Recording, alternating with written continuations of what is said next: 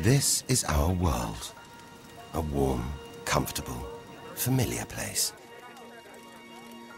But walk away from the fire and look up. Our thoughts soon leave home. Are we just insignificant specks? Is the universe welcoming or hostile? We could stand here forever, wondering. Or we could turn our back on this beach, leave home, to see the universe, from here to its edge, to discover its wonders, confront its horrors. Beautiful new worlds, malevolent dark forces,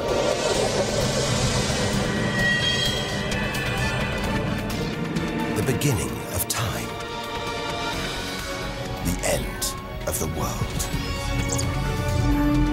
Would we have the courage to see it through? Or would we run for home? There's only one way to find out.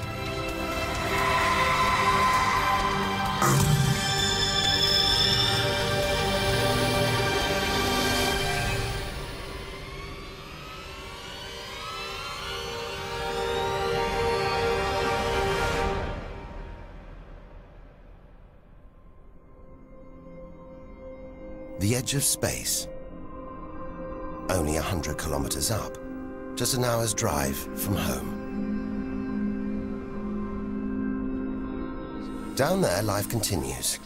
The traffic keeps moving, stocks go on trading, and Star Trek is still showing. Looks favorable enough at this point that the race should go. The Blue Jays will be without starter Jim Clancy for a couple of weeks. This morning, Order! Will the honourable gentleman resume his seat? Mr. Ashton.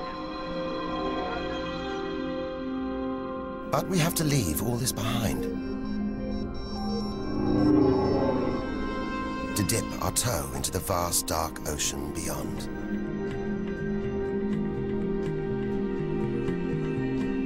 Into the shallows. Not too far from home. Onto the moon.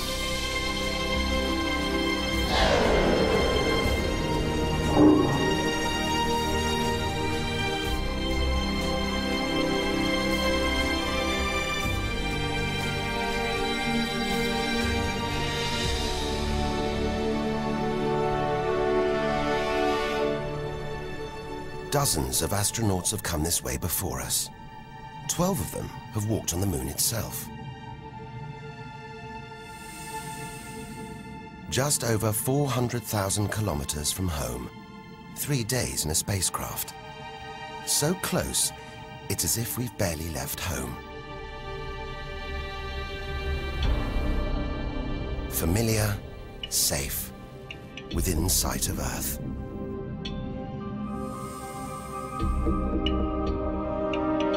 It looks like a deserted battlefield, bombarded by millions of meteoroids and asteroids. But it's quieter now. It's obvious there've been no major collisions for millions of years.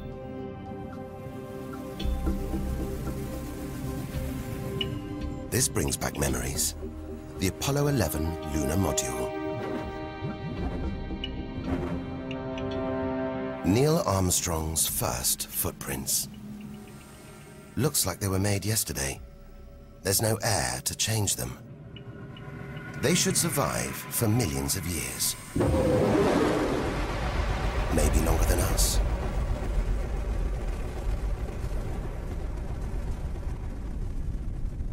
Our time is limited.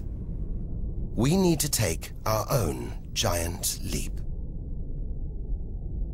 Further than any human has ever traveled.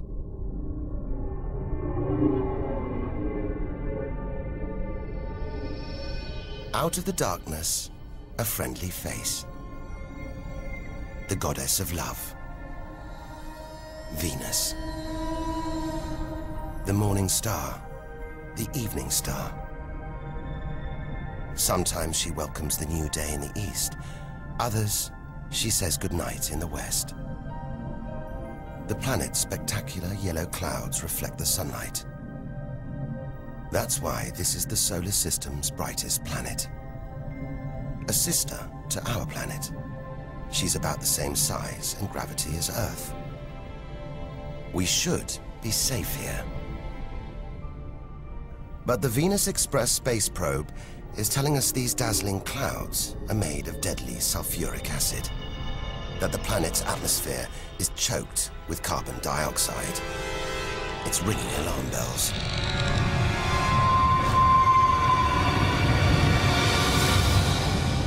Venus is one angry goddess. The air is noxious, the pressure unbearable, and it's hot, approaching 500 degrees Celsius. Stay too long, and we'd be corroded, suffocated, crushed, and baked.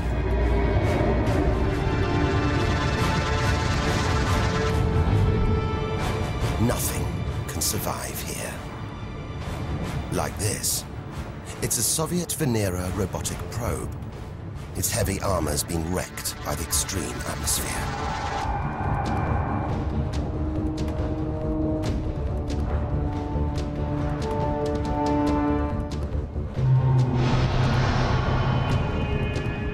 So lovely from Earth, up close, this goddess is hideous.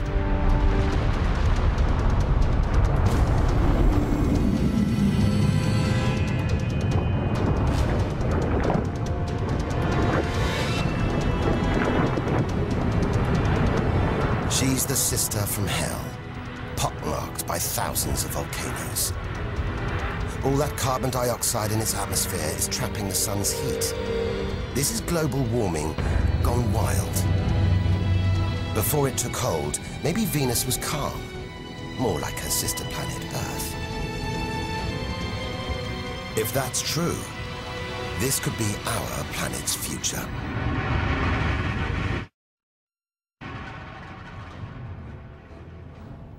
Beginning to think we shouldn't be out here, that we should turn back. But there's something hypnotic about the sun.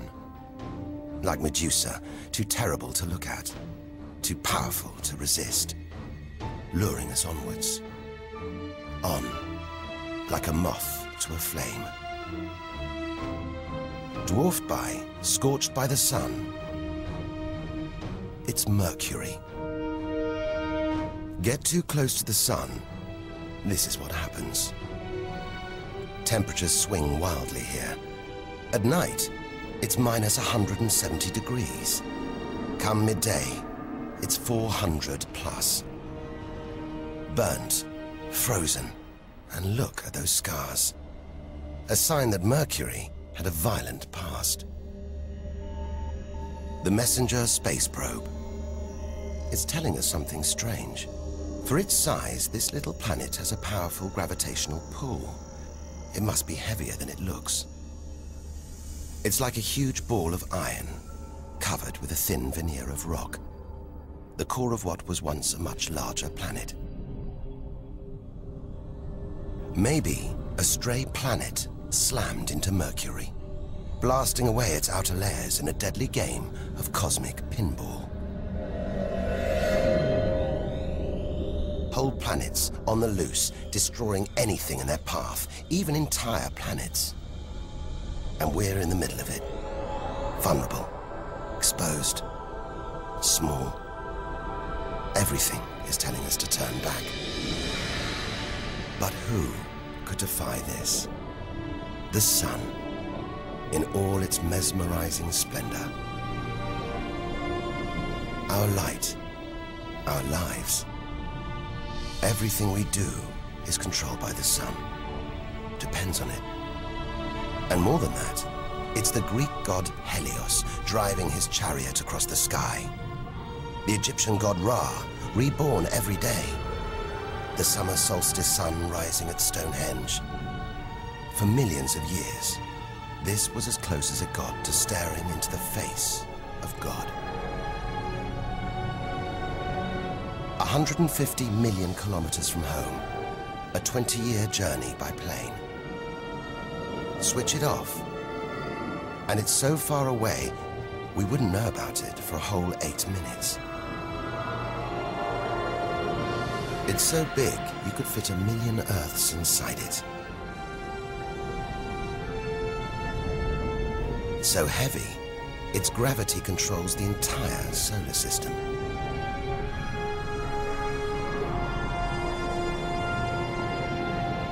But who needs numbers?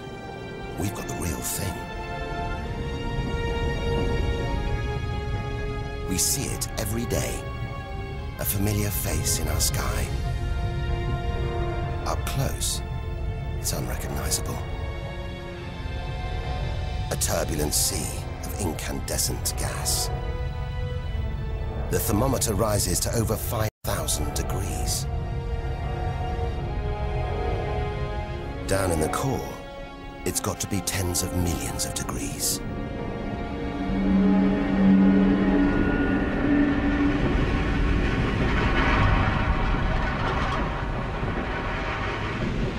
Hot enough to trigger a nuclear reaction, turning millions of tons of matter into energy every second. More than all the energy ever made by mankind. Back home, we see this energy as light, feel it as heat. But up close, there's nothing comforting about the sun. It's so full of electrical and magnetic activity, it's bursting out in these huge incandescent gas loops called prominences.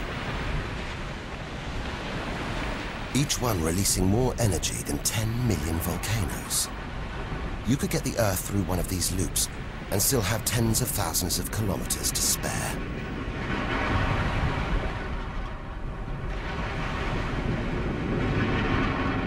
And where they burst through, it's exposing the cooler layers below, making sunspots. They're a fraction cooler than their surroundings. It's why they look black, but they're still hotter than anything on Earth. And they're massive, too. Some of these are at least 50,000 kilometers across. A solar flare. A superheated stream of electrified gas blasting deadly radiation out into space. But one day, all this will stop. The sun's fuel will be spent.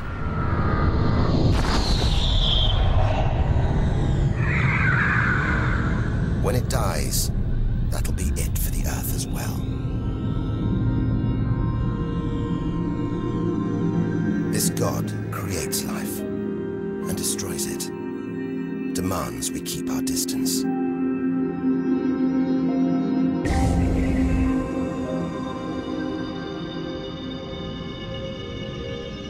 This comet has strayed too close.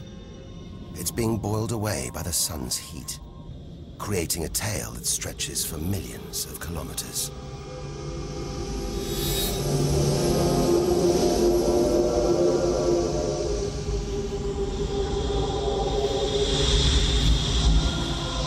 Freezing in here. There's no doubt where this comet's come from. The icy wastes of deep space.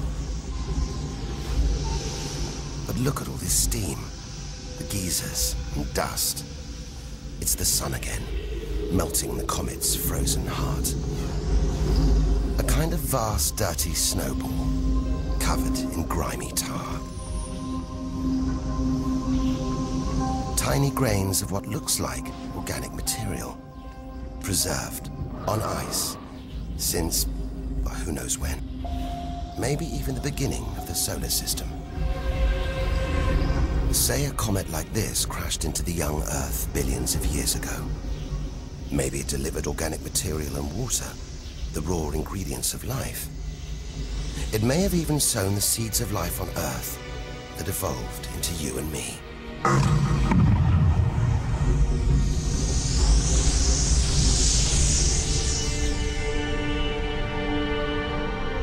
But say it crashed into the Earth now. Think of the dinosaurs, wiped out by a comet or asteroid strike. It's only a question of time. Eventually, one day, unless we can find a way to protect ourselves, we'll go the way of the dinosaurs. The Earth is safe. For now. But if life on Earth was obliterated, we'd be stuck out here, homeless, adrift in a hostile universe. We'd need to find another home. Among the millions, billions of planets, there must be one that's not too hot, not too cold, with air, sunlight, water, where, like Goldilocks, we could comfortably live.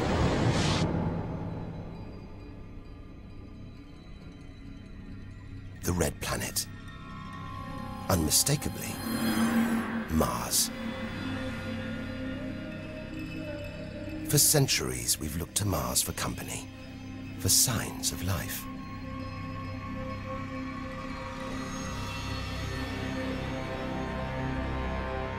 Somewhere down there could be extraterrestrial life. But are we ready to find it? Ready to rewrite the history books, to tear up the science books, to turn our world upside down? What happens next could change everything.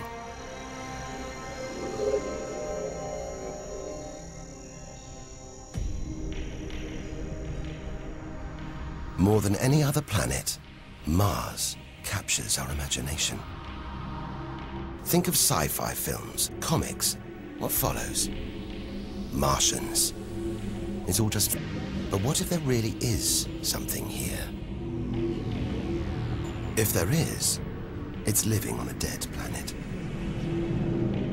The processes that make Earth habitable shut down hundreds of millions of years ago here. Red and dead. Mars is a giant fossil.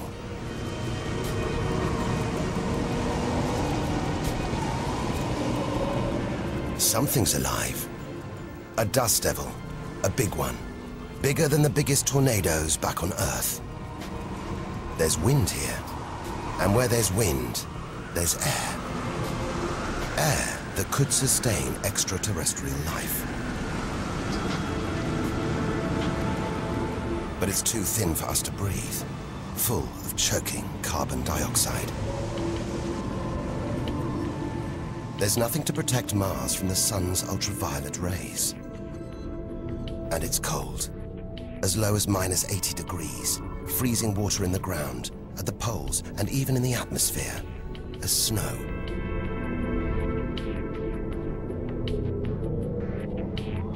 It's hard to believe anything could live here. But on Earth, there are creatures that survive in extreme cold, heat, and even in the deepest ocean trenches. It's as though life is a virus. It adapts, spreads. Maybe we're carrying the virus of life across the universe right now.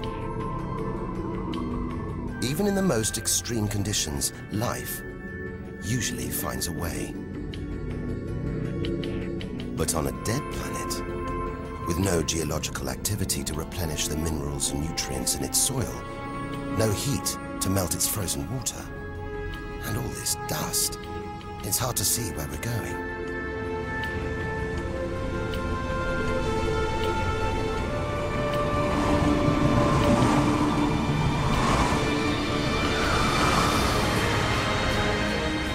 But we can't miss this.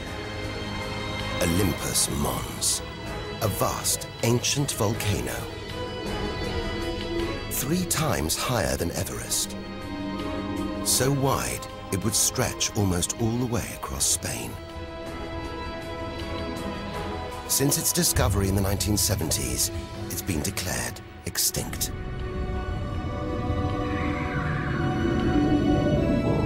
It looks like there's something happening on its slopes. It's as though lava has been flowing. But any lava flows should be long dead, obliterated by meteorite impacts. Unless this monster isn't dead after all. If it's not, there could be molten magma beneath the crust right now. This changes everything. Volcanic activity could be melting frozen water in the soil, recycling minerals and nutrients, creating conditions for life to exist.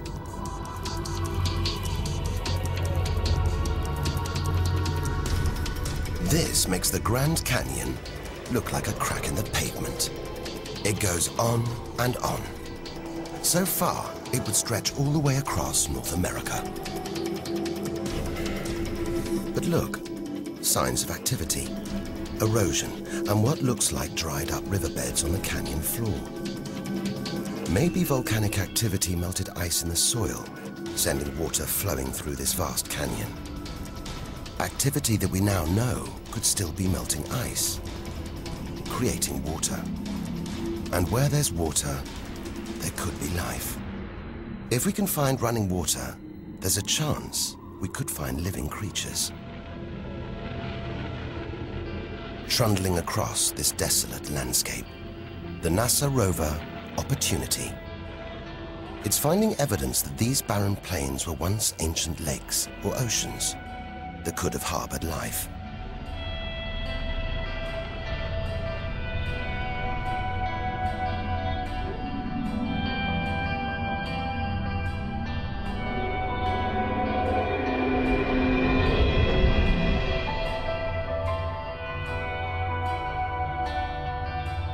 Look at these gullies. When probes orbiting Mars pass over them, they keep spotting new ones. More proof that Mars is alive and kicking. That there may be water flowing beneath the surface, creating these gullies. Water which could be sustaining Martian life.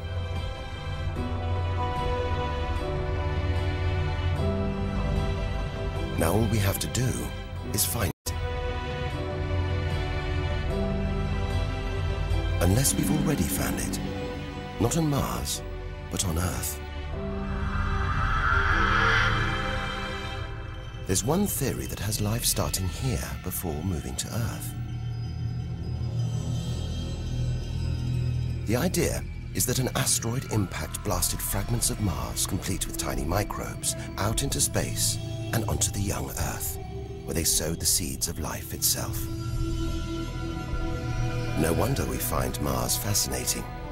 It could be our ancestral home. If it's true, it means we're all Martians. The Mars we thought we knew is gone, replaced by this new, active, changing planet. And if we don't know Mars, possibly the solar system's most studied planet, what else don't we know? There must be other secrets out there, waiting to be discovered.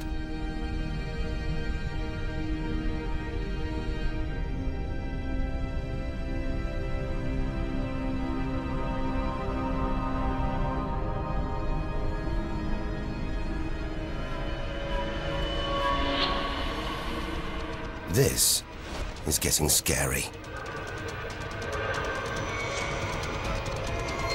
It's like being inside a giant computer game.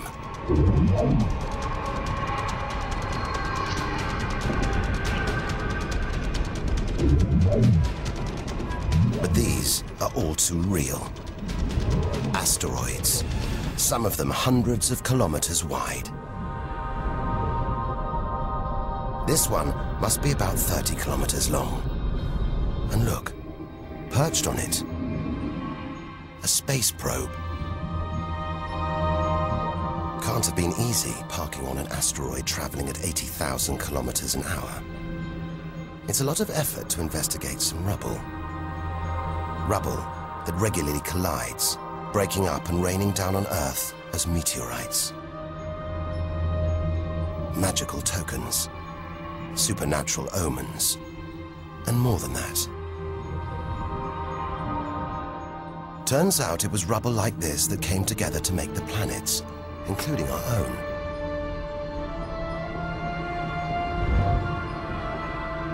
So by dating the meteorites we find on Earth, we know the planets were born 4.5 billion years ago. These are the birth certificates of our solar system, of our planet. But for some reason, these rocks didn't form into a planet. Something must have stopped them.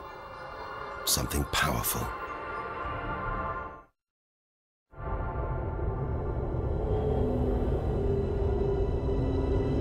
Jupiter. What a monster.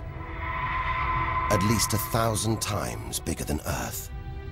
So vast, you could fit all the other planets inside it. Something this big is going to have a major effect on its neighbors. Its gravity is stopping the asteroids from forming a planet. And just look at it. It's stunning. But up close, maybe things aren't quite what they seem. This huge planet is almost all gas. Land here, and we'd sink through its layers, maybe never hitting a solid surface.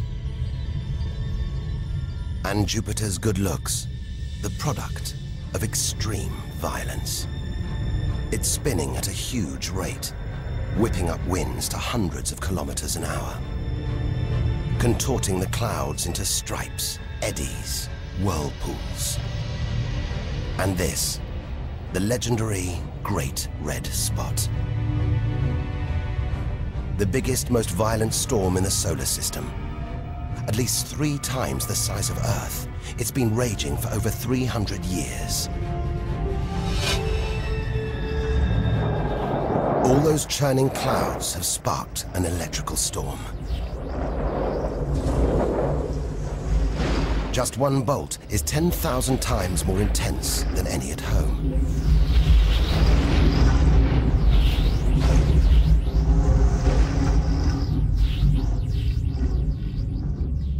It seems the best place, the safest place to see Jupiter is from a distance. That's just beautiful, dancing round the poles like the aurora back home. But the Geiger counter is going wild.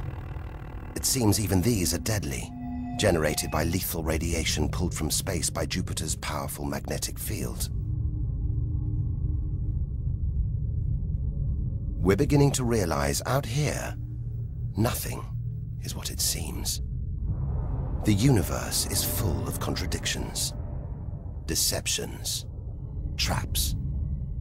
Right now, we need a safe haven, somewhere to find our feet, catch our breath. Maybe this, the multicolored moon Io, is it?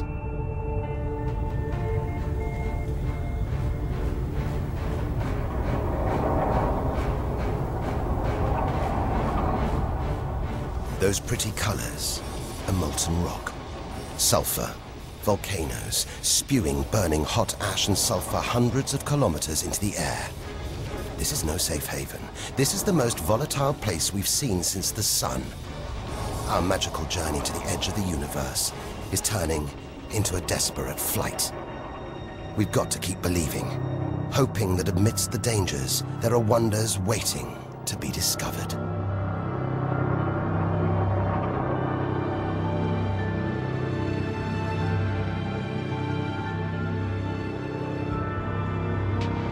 $650 million kilometers from home. What a weird-looking place. And yet it looks strangely familiar.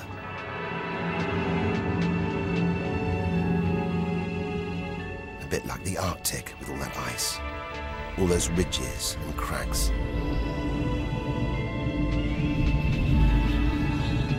This is Europa, and maybe, like the Arctic, this ice is floating on water, liquid water.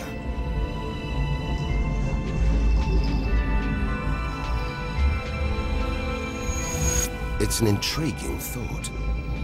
But we're 800 million kilometers from the sun. Surely Europa is frozen solid.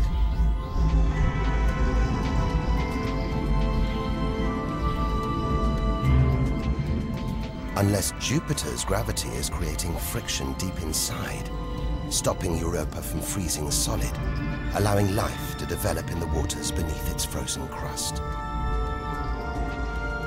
we might be meters away from aliens.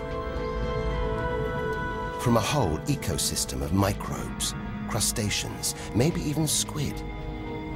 The only thing between us and the possibility of alien life, this layer of ice.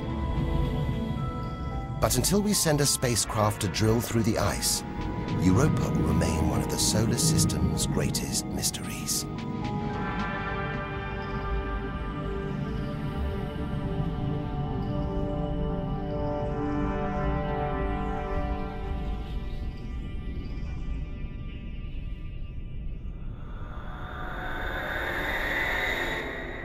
It's captivated our imaginations, haunted our dreams. And here it is, spinning before our eyes. Saturn, the jewel in the solar system's crown. Seeing it makes everything we've experienced worthwhile. There's something magical about Saturn. A giant ball of gas, so light it would float on water. Its spectacular rings would stretch almost from Earth to the Moon, but they're just a few hundred meters deep. That's the Cassini orbiter. It's picking up ghostly radio emissions, probably generated by auroras around Saturn's poles. This is the real music of the spheres. And Cassini is telling us these rings are probably all that's left of a moon shattered by Saturn's gravitational pull. Incomparable beauty from total destruction.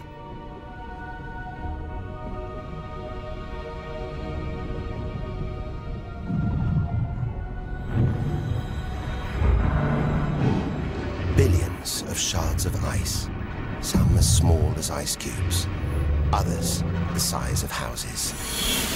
They collide, break apart, reassemble. It's like a snapshot of our early solar system, as dust and gas orbited the newly born sun, and gravity worked its magic,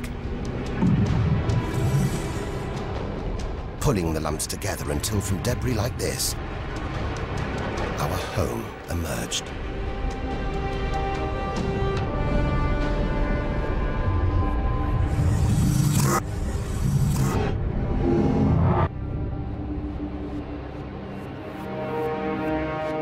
We could stay here forever, gazing at Saturn's seductive allure. But we have to drag ourselves away.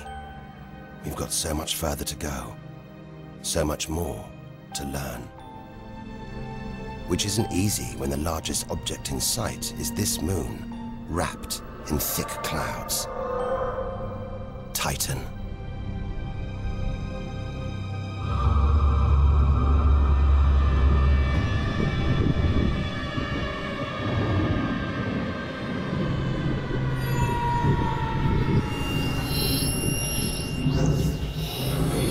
It seems like there's an atmosphere down here.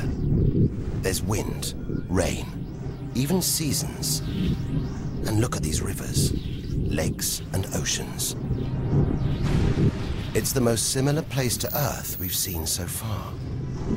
Maybe it was worth tearing ourselves away from Saturn after all. Except that's not water. That's liquid natural gas. There must be hundreds of times more natural gas here than all the Earth's oil and gas reserves. If we could get it home, it could power our cities, fuel our cars for thousands of years. Or maybe, one day, we could use it here to fuel a colony. Assuming there isn't life on Titan already. The Huygens space probe, dropped onto Titan's surface from Cassini, is here to find out. It's telling us there are organic materials in the soil, but it's so cold, minus 180 degrees. There's no way these could come together to form life. Unless Titan warms up. The sun is predicted to get hotter. When it does, maybe life will spring up here, just like it did on Earth. billions of years ago.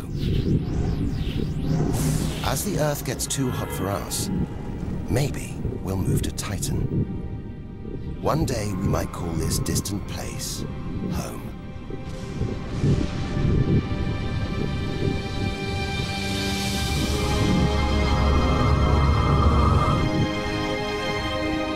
Home. We're at least 1 billion kilometers away now. Beyond this point, we lose visual contact with the Earth. We're standing on a cliff, looking out into the solar system's mysterious outer reaches. If we want to understand the universe, to reach its edge, we have to jump.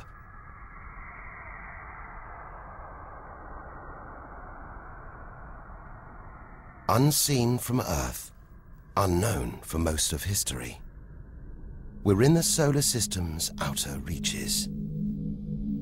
It's like diving down into the deep ocean.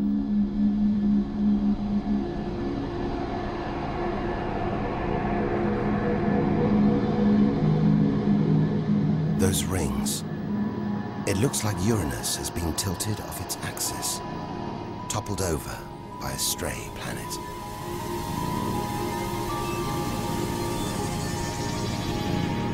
It's eerie out here. Already beginning to feel small, lonely.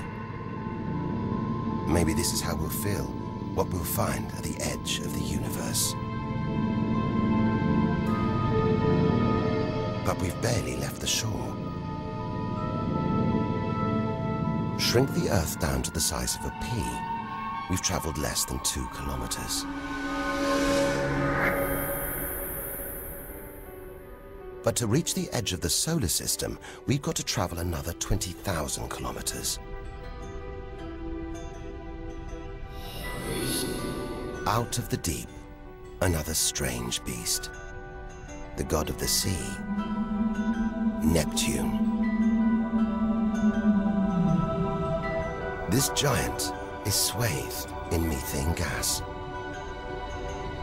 And look, a storm the size of Earth, whipped up by savage 1,500-kilometer-an-hour winds. Back home, it's the sun that drives the wind, but Neptune's too far away. Something else must be creating these ferocious winds, but nobody knows what. Our solar system is huge. It's alarming how little we really know about it.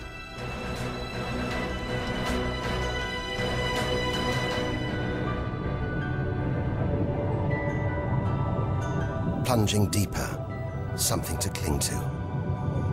After all those balls of gas, a solid moon. Triton. Solid, but not stable. Just look at these geysers, cosmic chimneys pumping out strange soot.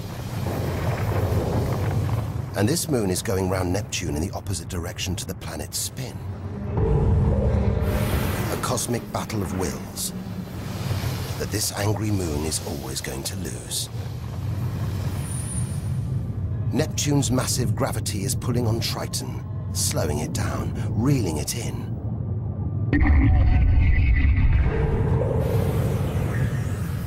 One day, it'll be ripped apart by Neptune. And that's it. No more moons, no more planets to see in our solar system. It's getting colder. We're getting further from the sun, slipping from the grip of its gravitational tentacles. But look at all this. It's not a void. It's teeming with frozen rocks, icy spheres, like Pluto. Until recently, it seemed Pluto was alone. Beyond it, nothing. We were wrong. More frozen worlds. Discoveries so new, nobody can agree what to call them. Plutinos, ice dwarfs, cubanos. Whatever the name, the implications are the same. Our solar system isn't the neat model we thought it was. Over 13 billion kilometers from home, the most distant thing ever seen to orbit the Sun, another small, icy world called Sedna, discovered in 2003. Its orbit takes 10,000 years and sends it 130 billion kilometers from the Sun. Hang on, there's something else out here. 16 billion kilometers from home, the space probe Voyager 1. If it wasn't for this bundle of aluminium and antennae, we'd have no images of the giant planets, no clue about their strange moons. It's traveling 20 times faster than a bullet, sending messages home.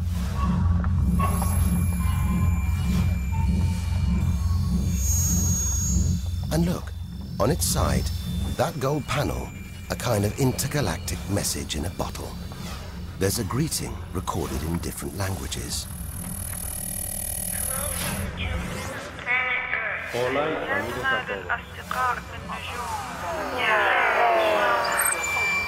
And a map showing how to find our solar system. But if you're in the jungle, is it wise to call out? Anyone, anything could hear our call, find out where we live, and come knocking, friendly or not. A cloud of cosmic icebergs stretching for what seems like forever. They look like the comet we saw earlier.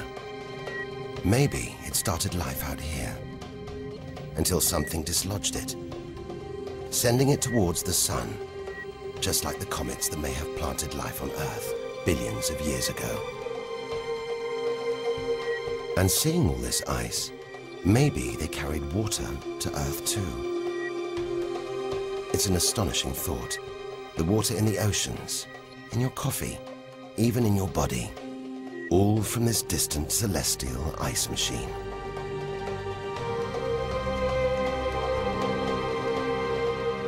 We're 8 million, that's 8 trillion kilometers from home. But in reality, this is only a baby step. Ahead, trillions of kilometers, billions of stars. This is it. Time to stop looking in and start looking out. To step out into the big, wide universe. Into interstellar space.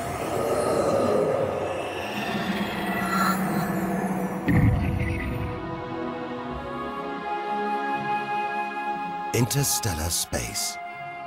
Far beyond our solar system. What a view. Billions of stars like our own sun, many with planets, many of those with moons.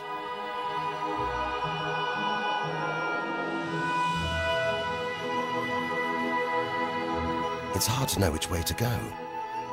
There are infinite possibilities in every direction.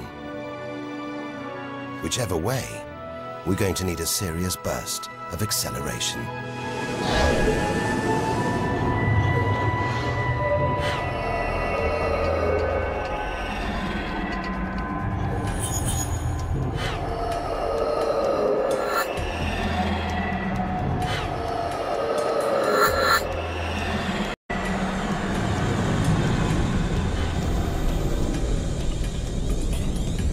$40 trillion kilometers from home. 150,000-year ride in a space shuttle. And we've only just reached the first solar system after our own. Alpha Centauri. Not one, but 3 stars. They're spinning around each other, locked in a celestial standoff. Each star's gravity attracting the other, their insane orbital speed keeping them apart.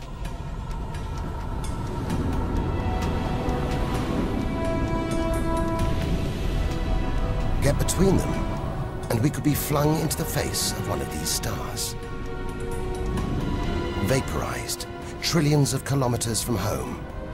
So far, the kilometers are becoming meaningless. We're going to have to talk in light years. A beam of light takes 1 year to travel 10 trillion kilometers. So 40 trillion kilometers is 4 light years from home. It's crazy. Distances so vast, they're almost beyond comprehension.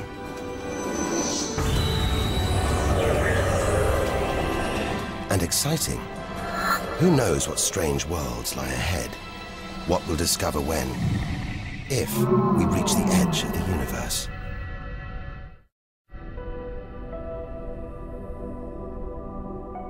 "10 light years from Earth, the star Epsilon Eridani. What spectacular rings of dust and ice, and somewhere in there, planets forming out of the debris, being born before our eyes.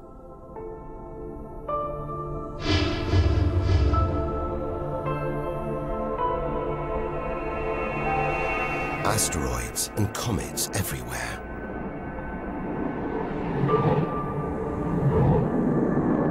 We could almost be looking at our own solar system, billions of years ago, with comets delivering organic molecules, water to these young planets, kick-starting life, just as they may have done on Earth.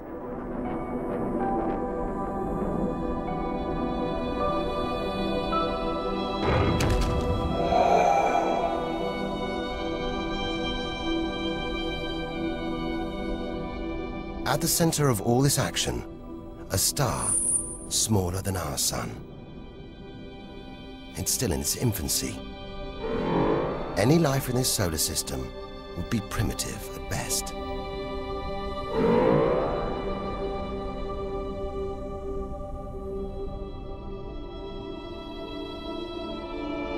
There must be more mature, developed solar systems out here, but finding them is like looking for a needle in a cosmic haystack.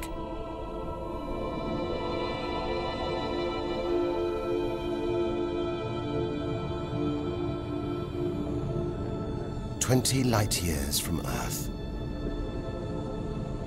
Star Gliese 581.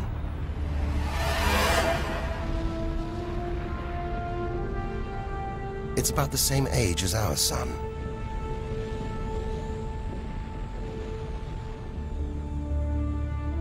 And orbiting it, this planet.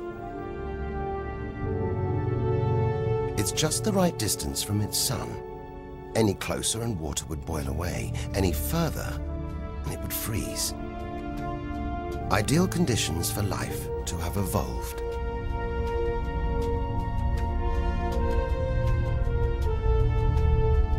And if comets have struck, delivering water and organic materials, then life, complex beings like us, even civilizations like our own, could be down there, right now. And if there are, even at this distance, they could be tuning into our TV signals, watching shows from 20 years ago. And here's your host, Joe Dublin. But until future generations can find a way of communicating over these vast distances, all we can do is speculate. Us and them, living parallel lives, unaware of each other's existence. Unless life has been and gone.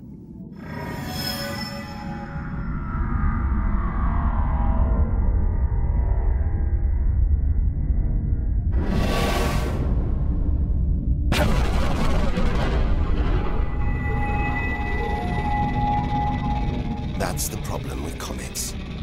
They're creators and destroyers.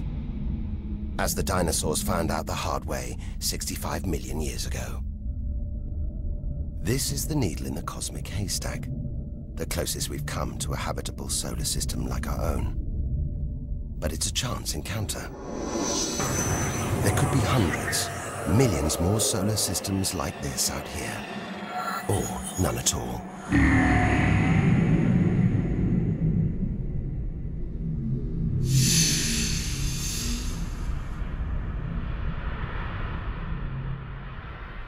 This is vast. And look, it's the planet Bellerophon.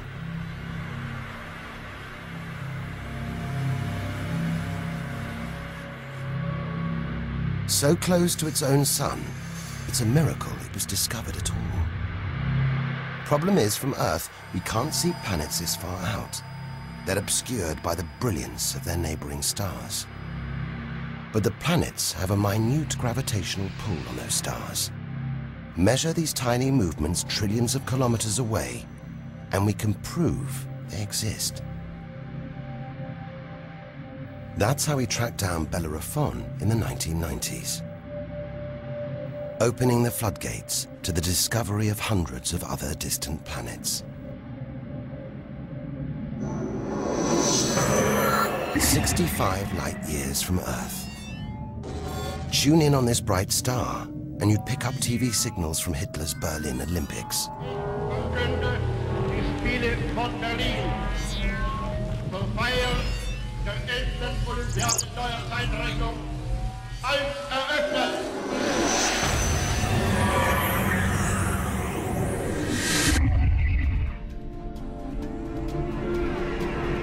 Twin stars. It's Algol, the demon star, feared since ancient times on account of its sinister behavior. From Earth, it appears to blink as one star passes in front of the other. Up close, it's even stranger. One star has expanded into the gravitational pull of the other. It's being sucked towards it. Almost 100 light years from home. Listen.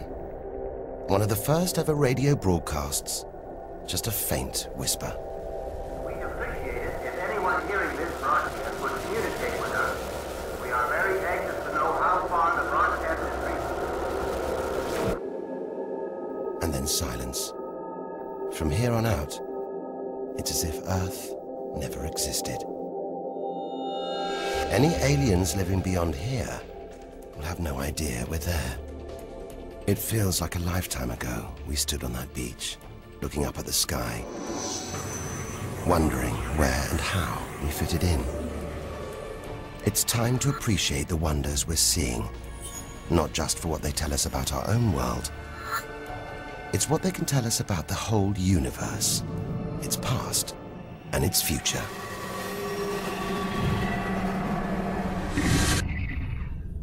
Deep inside our galaxy, the Milky Way, a vast celestial library, each star a book with a story to tell. It's all here, waiting for us to lift the cover. The seven sisters, daughters of the ancient Greek god Atlas, transformed into stars to comfort their father as he held the heavens on his shoulders.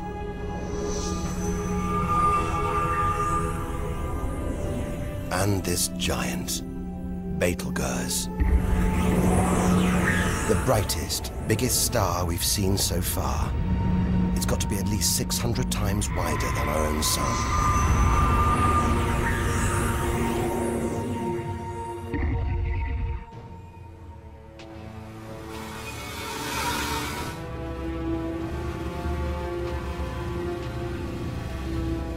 But this, it's not a star.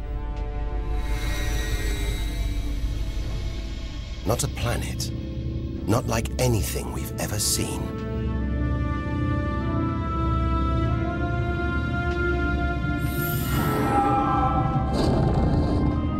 A ghostly spectre, more than 1,300 light years from Earth. Orion's dark cloud. Dust and gas, so dense it's shrouding us, shutting us off from the universe outside. There, deep inside, a ball of light, pulling the dust and gas towards it, heating up, merging into a ball of burning, hot gas. Like a star, like our sun, in miniature. It's millions of degrees inside it. So hot, it's beginning to trigger nuclear reactions, the kind that keep our sun shining. Making energy, radiation, light. A star is being born.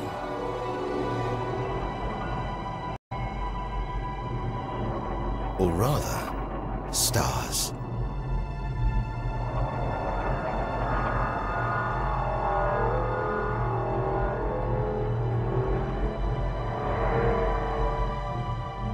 Orion's dark cloud is a vast star factory. We're witnessing the birth of the future universe.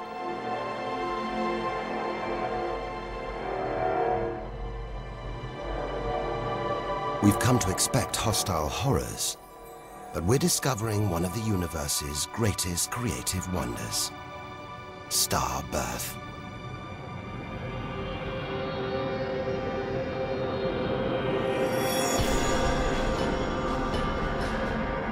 Perhaps we spoke too soon.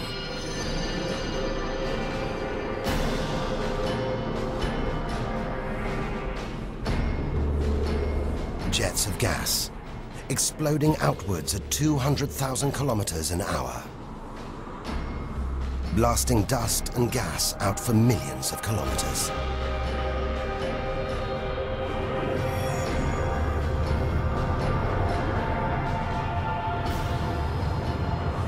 It's unbelievably violent, but look at the results. It's beyond words. Nebula, vast glowing clouds of gas hanging in space. With no wind out here, they'll take thousands of years to disperse. They seem to be forming a vast stellar sculpture. It makes you realize nature is more than a scientist, an engineer. It's an artist on the grandest of scales. We've seen some strange sights, but this is a masterpiece. A giant horse's head rearing up in space. Stars are born, grow up, and then what? Do they die? Do they slip quietly into the night, or go out with a bang?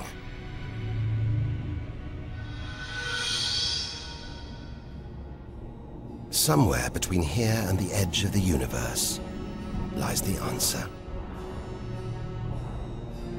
Nearly 4,000 light-years further, luminous clouds suspended in space, encircling what was once a star like our own sun. All that's left of it are these brightly colored gases. Elements formed by nuclear fusion deep inside the star, released into space on its death. Green and violet, hydrogen and helium, the raw materials of the universe. Red and blue, nitrogen and oxygen, the building blocks of life on Earth. For us to live, stars like this had to die. The oxygen in our lungs, the nitrogen in our DNA, it was all produced by nuclear fusion in stars that died long before the Earth was even born. We are made of stellar nuclear waste. Our family tree begins here.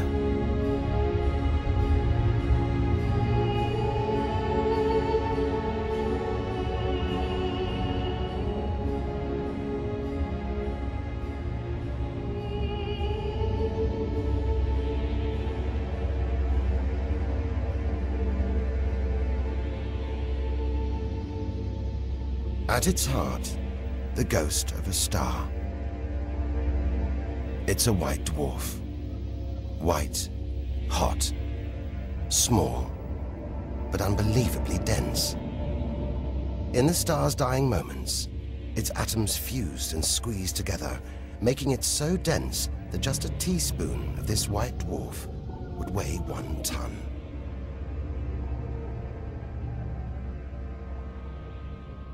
It's a chilling premonition of our sun's fate.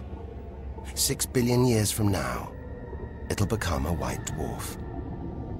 Its death will herald the end of life on Earth. It makes you wonder how many other worlds have been and gone. Stories left untold. Celestial books lost forever.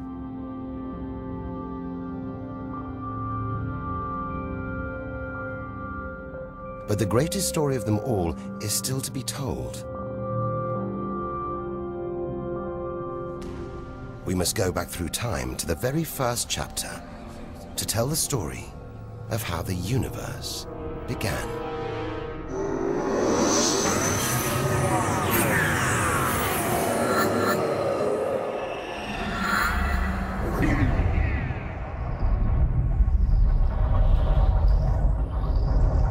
The scattered remains of a dead star. A nebula, the Crab Nebula. We're 6,000 light years from home, deep inside a stellar graveyard. We've learned so much, seen things we'd never have believed possible. Now, sights like this, wonders once beyond imagination, we take in our stride. We're ready. Ready to face whatever lies ahead. Determined to reach the edge of the universe. It looks dead, but maybe this is just the calm after the storm. After a massive explosion. Powerful enough to turn a huge star into a cloud of dust and gas. A supernova.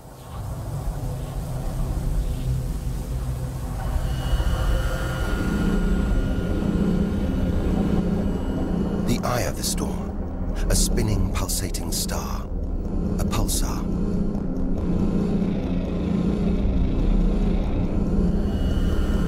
Gravity must have squeezed the giant star's core down to this. It's just 20 kilometers across, unimaginably dense. One pinhead of this would weigh hundreds, maybe millions of tons.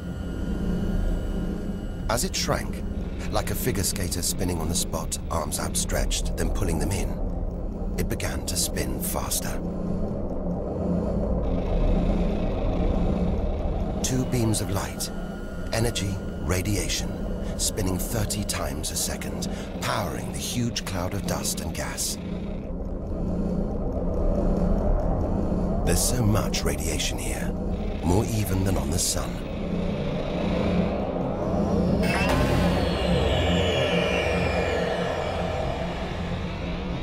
That was easily the deadliest thing we've encountered so far.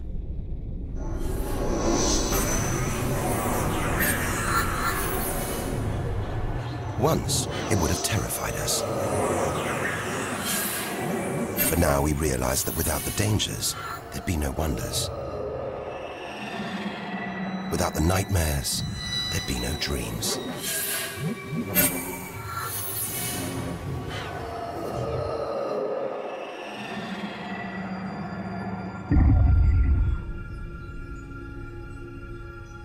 Getting a strange sensation. A feeling, as though there's something bad out here. A malevolent presence. The one thing we didn't want to encounter. Impossibly black, blotting out the stars behind it. We are staring into the face of extinction. The remains of a giant star. A black hole.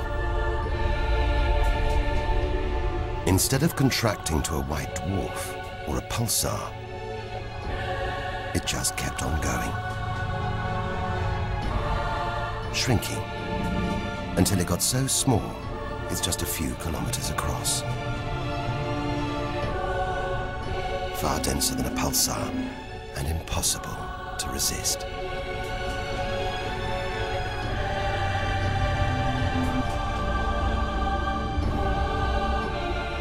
Stray too close, and there's no turning back. Now we know why it's a black hole. Its gravity is so intense, not even light can escape. This asteroid, it's a lump of solid rock, but it's actually stretching, being dragged towards the gaping hole. Inside, there's no matter as we know it. No time, no space. All the rules of physics collapse.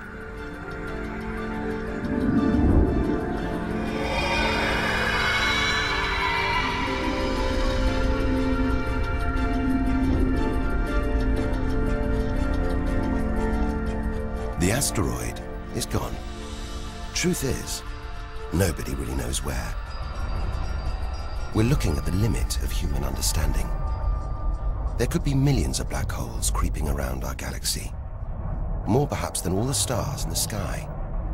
But we wouldn't see them until it was too late.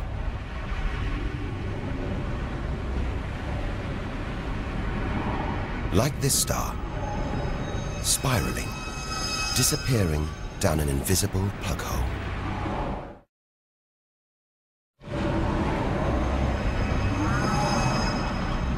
Who's to say we don't live inside a vast black hole? That the whole universe isn't inside one right now, inside another universe. Think about it for too long, and your mind reels. Sometimes it feels like the more we see, the less we know. But we do know our galaxy is more complex and more dangerous than we ever imagined. And we're still in our own galaxy, the Milky Way. The vastness of the universe beyond still lies ahead. The wonders, the dangers, the secrets, they're out there. But first, we've got to find a way out of the Milky Way.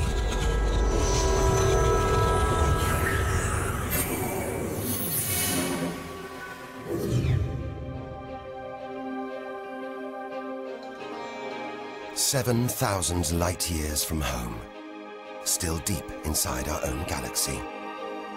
It's as though we're in a forest thick with trees, each so beautiful, so fascinating. It's impossible to look beyond, to see the bigger picture. We have to find a way through, reach the clearing at the galaxy's edge. Only then can we begin to understand where it and we all began. But faced with sights like this, it's hard to leave. A colossal glowing cloud topped by these great towers of dust. The pillars of creation. Like a gateway into the far galaxy. Both pillars studded with tiny protrusions. Embryonic star systems. Each one the size of our solar system. Another monument to nature's astonishing creativity. We have to ignore its captivating beauty, its siren song, tear ourselves away, in order to carry onwards towards the edge of the galaxy.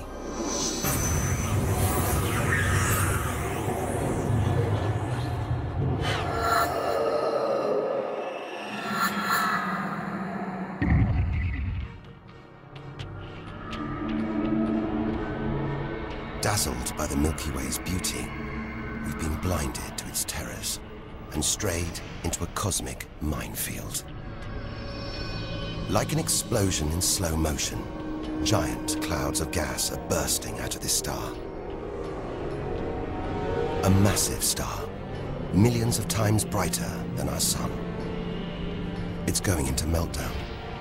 The fuel that sustains it is running out. The nuclear reactions that power it winding down. We're watching its death throes.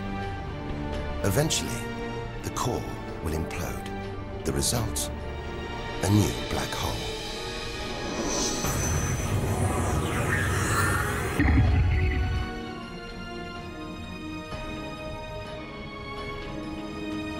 An even bigger, dangerously unstable star.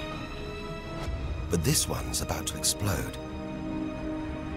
And when a star this big dies, it's 100 times more violent than a supernova.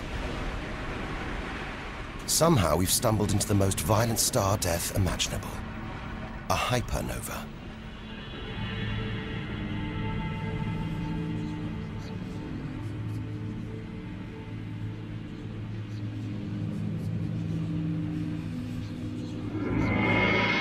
The core's collapsed. It's becoming a black hole.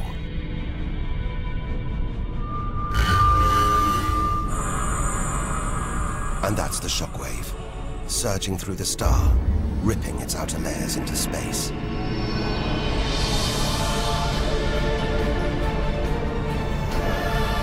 There's lethal radiation everywhere, enough to have a catastrophic effect on any planet unlucky enough to be nearby.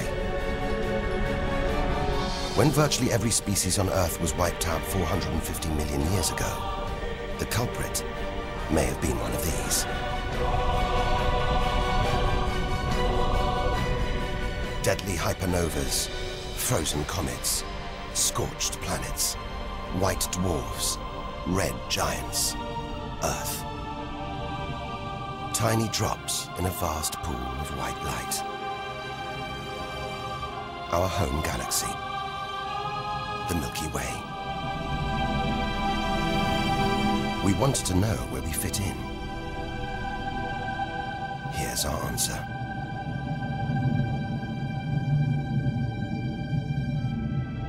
Civilizations, past and present. Everyone that's ever lived. The smallest bug, the highest mountain. All of it. Invisible. Not even a tiny speck.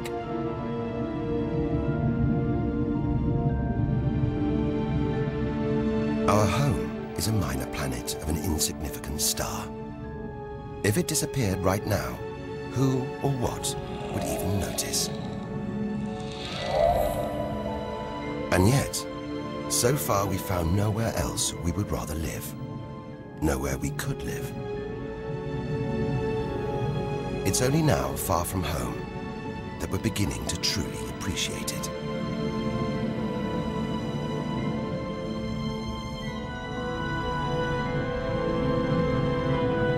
Look at all these stars.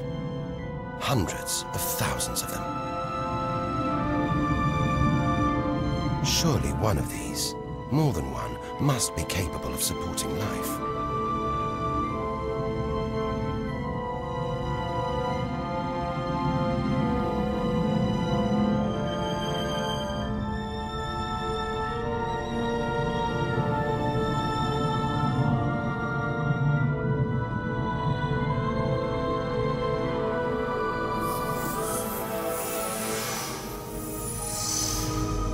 Maybe here, in this swarm of stars, the Great Cluster.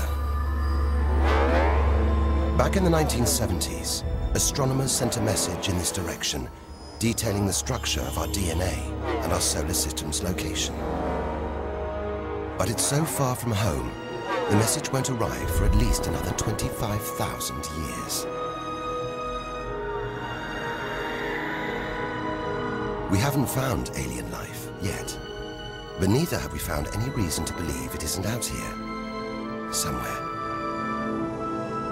There's an equation, devised to estimate the number of other advanced civilizations. Crunch the numbers, and the result is shocking. There could be millions of civilizations, just in our own galaxy.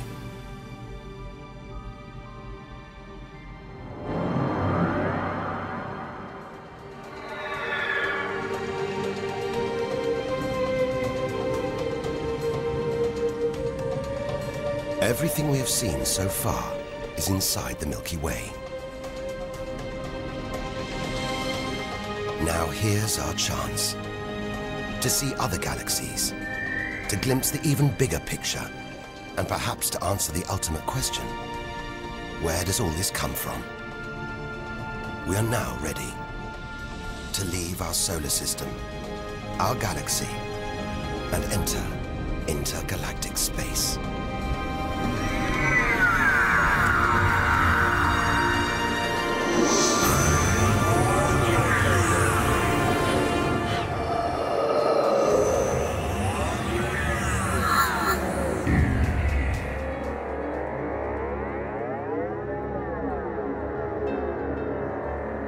Beyond the Milky Way, through the vast expanse between galaxies, against all the odds, we've made it to intergalactic space.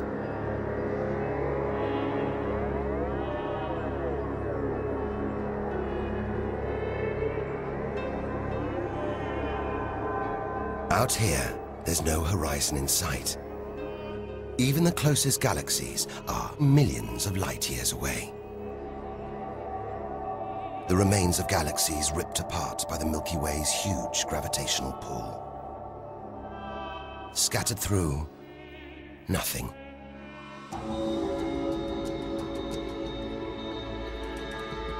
This is as close as the universe gets to a perfect vacuum. But even this isn't totally empty. There are thin wisps of gas, fine traces of dust, and something else. Dark matter. So mysterious we can't see it, feel it, taste it, touch it, or even measure it. Yet so common, it could make up over 90% of all the matter in the universe. If dark matter does exist, it means there's no such thing as empty space. Even out here, we're surrounded by matter. We only know it exists because of the strange hold it exerts on galaxies, like this one, the Large Magellanic Cloud.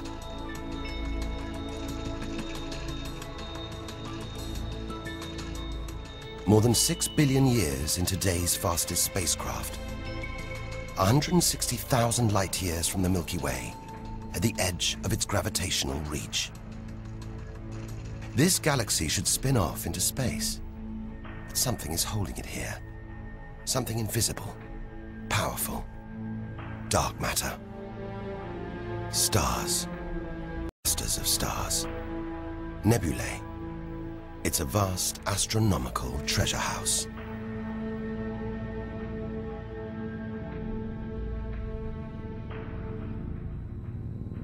But look at this. It's like a string of gleaming pearls. It's a fireball, expanding out from what must have been a massive explosion, a supernova.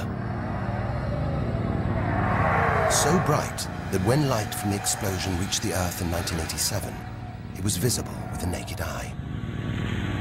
And so violent, it triggered a string of nuclear reactions, forcing atoms together, creating new elements. Gold, silver, platinum, blasting them out into space.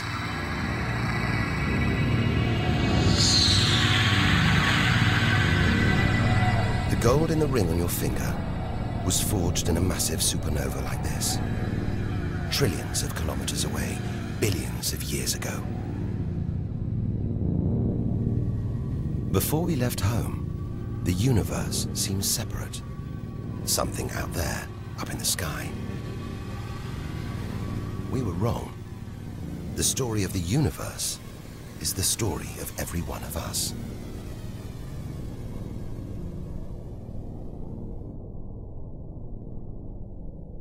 It's comforting to remember as we venture through this abyss. Further and further.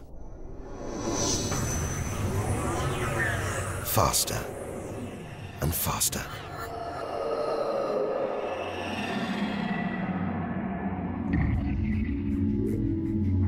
The Andromeda Galaxy, 2.5 million light years away.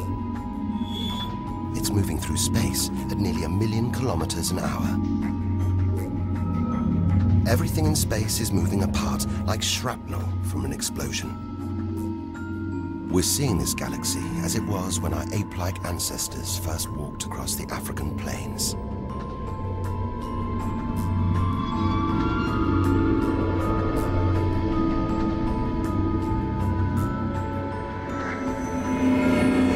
We go further through space, and further back in time. This doesn't look right. A whole galaxy exploding. The only thing large enough to cause an explosion on this scale has to be another galaxy. It looks like the end of the world, but we've seen enough to know things are never that simple. This galaxy won't die. It'll be reborn. A new shape, perhaps even new stars. As dust and gas collide, creating friction, shock waves, triggering the birth of stars.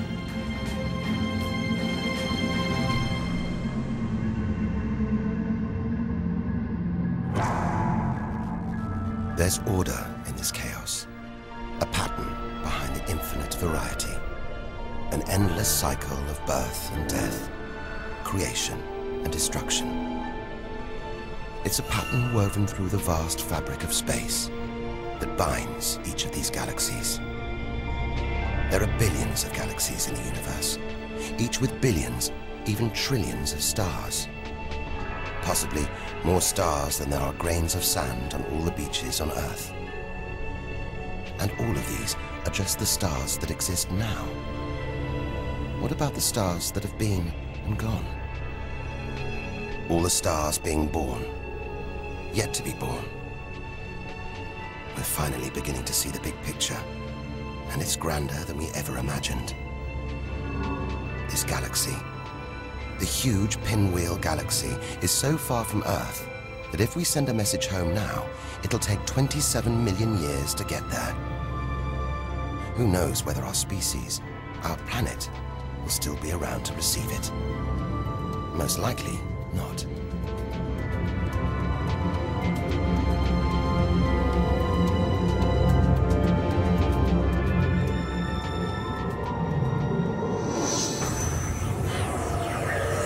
We travel on, back through time. Past the point where the dinosaurs were wiped out. Past the moment where the first creatures clambered onto land.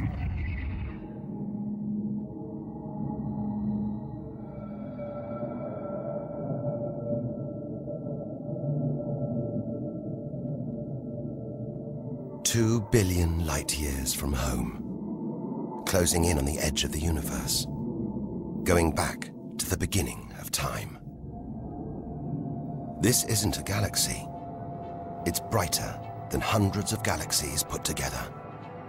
A blinding beam of energy bursting out for trillions of kilometers. Something this big, this bright, must be incredibly powerful. Experience tells us, out here, power equals danger. It looks like a quasar, the deadliest thing in the universe. If it is, then our journey could be over. The end is almost in sight.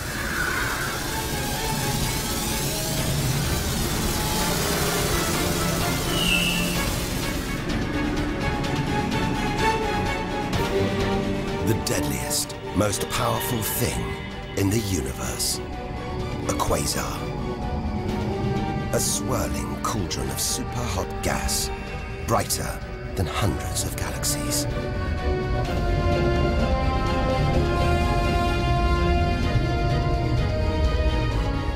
The source of this awesome power lies deep inside the heart of the beast.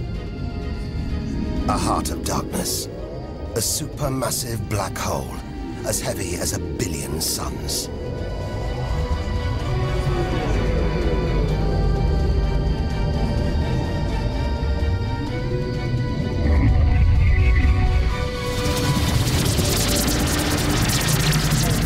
It's ripping apart whole stars, sucking their gases into the quasar, devouring them, until they're nothing, lost forever from the visible universe.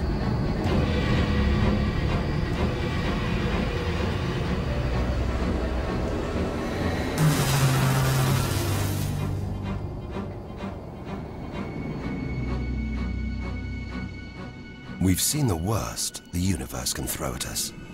The most powerful and destructive forces the universe produces. Now it's on to the very edge of the universe. It's almost within reach.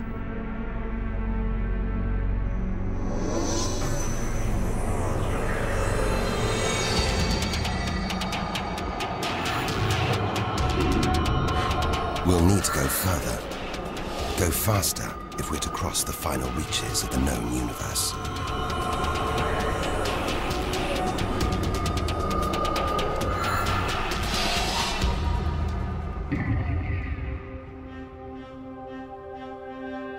"8 billion light years from home. More galaxies. But these look different.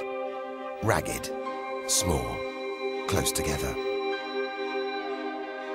We're so far back in time, We're seeing these galaxies as they were before the Earth was even born.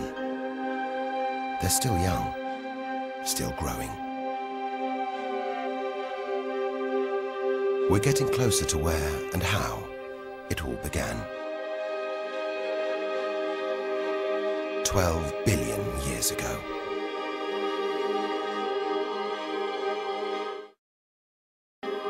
Look at the galaxies now. They're more like primitive plankton floating in a vast, dark ocean.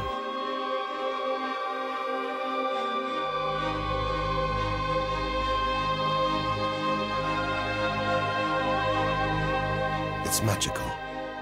Clouds of dust and gas, dancing, forming a shape, merging to make embryonic galaxies. This is how our own galaxy was born.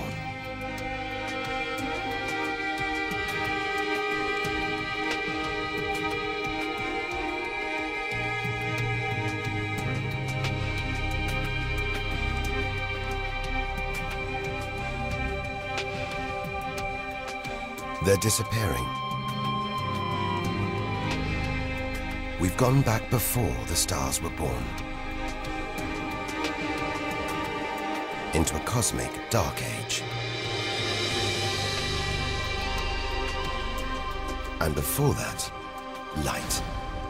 The afterglow from a massive explosion. The explosion which created the known universe.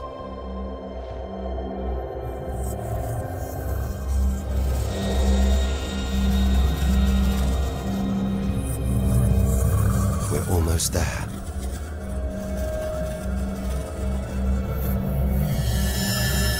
This is it.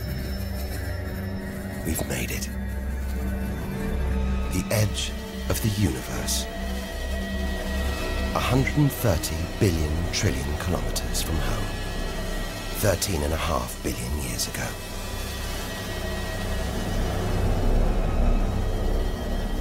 The very instant of the Big Bang.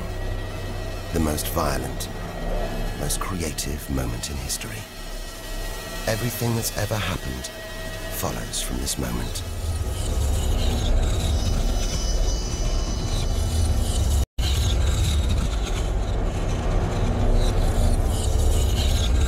Every religion, every culture has pondered it.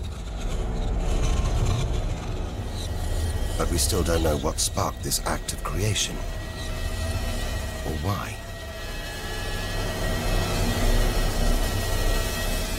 This is where our journey ends, and the universe begins.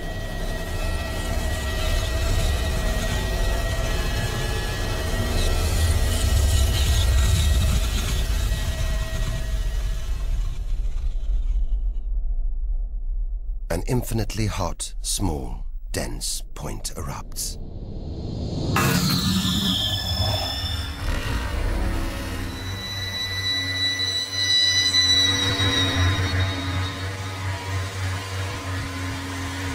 Creating space, time, matter, our universe itself. First, it's the size of a subatomic particle. The tiniest fraction of a second later, it's big enough to hold in the palm of your hand. Moments later, it's the size of the Earth.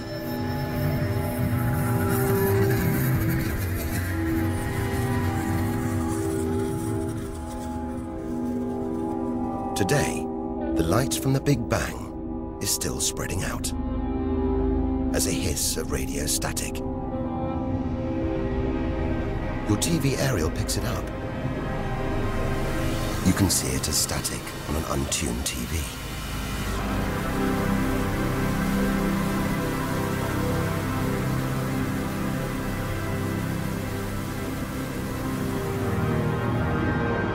We go on, forwards through time, riding the blast wave. All the things we've seen on our journey are sparks flying out from the Big Bang. Galaxies, stars, planets, all just debris.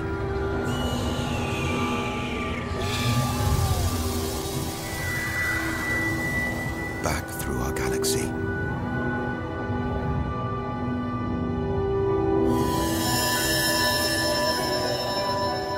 Our solar system.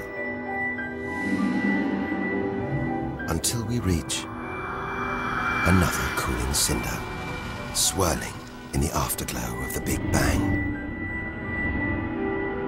The Earth.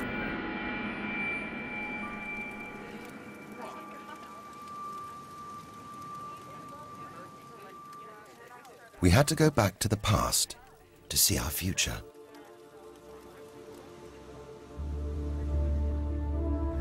Three billion years from now, the vast Andromeda galaxy smashes into our own. A new galaxy is born. The sun and planets survive, but they've been thrown into a huge looping orbit around the new galaxy. The sun is becoming a red giant, swallowing up Mercury and Venus, scorching our planet's surface, destroying all life on Earth.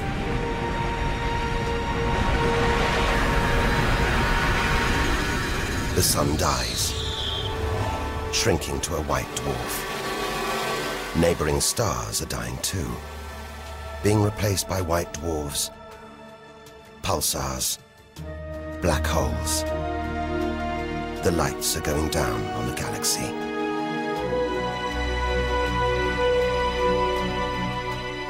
Since the Big Bang, the universe has been fading, dying, not with a bang, but with a long, drawn-out whimper.